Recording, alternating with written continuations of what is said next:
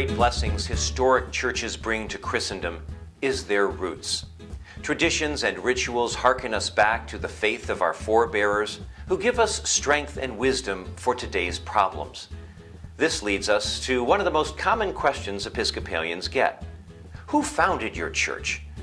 Most people think it was Henry VIII. Some think it was Elizabeth I. But we all know it was Jesus Christ. The Episcopal Church has no creeds or beliefs of its own. We inherited it all from Christianity's earliest days. We're simply one of many traditions within the Christian religion. However, our road has certainly been one of intrigue and drama. Many characters have played their roles in many historical settings. But the development of our church has been continual, without fundamental change of faith and order since the time of the apostles who were ordained by Jesus himself. The New Testament tells us that following the life, death, and resurrection of Jesus, Christianity spread throughout the Middle East and into the countries around the Mediterranean Sea. Merchants and Roman soldiers are probably the first to have brought the gospel to the shores of Britain, but exactly when and how is anybody's guess.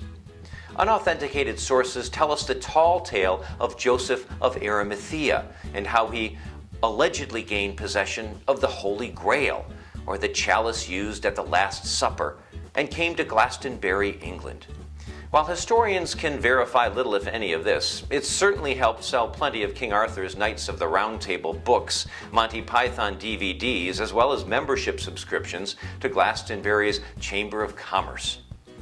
A writer from North Africa named Tertullian is the first to mention the existence of Christians in England in 200 AD. Once established, Christianity took on a distinctive Celtic flair after the native Celtic people who dominated the region. In the centuries that followed, Viking invasions scattered Christians to safer wintry havens to the north and west. This motivated Pope Gregory the Great to send a mission from the then world capital of Rome in the 6th century. After the Viking invasions quieted and the more primitive Celtic Christians emerged from the north, they met with the new Roman Christians from the south, and differences in customs and practices became apparent, convincing the English king to name one official way of Christian practice. In the 7th century, England became Roman Catholic. This would last through the Middle Ages and until the 15th century, when England's most ambitious, conniving, and gifted leader, Henry VIII, was coronated at age 17. Beginning a reign that started in a medieval kingdom and ended in a modern state.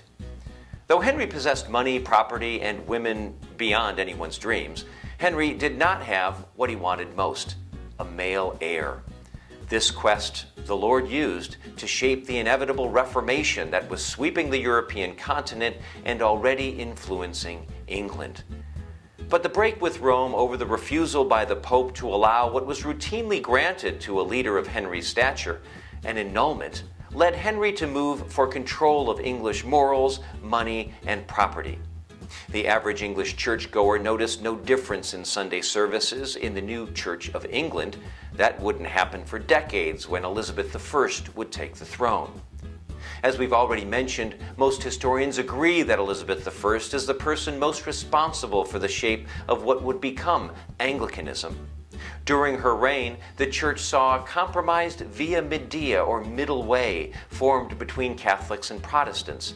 The ascension of Richard Hooker, the Church's most revered theologian, who defined boundaries between Anglicans and Puritans that still help us in our conversations with fundamentalists today. Elizabeth also saw the popular Book of Common Prayer of 1559 released, and was on the throne when the Pope in 1570 officially excommunicated the Church of England. While this was certainly provoked by Henry, it's not something he wanted, and it's something the churches have been working to heal to one degree or another ever since. It was about this time that early settlers were moving from England to the New World, and the Church of England would find a home on American shores, where roots would be planted and a new church would thrive.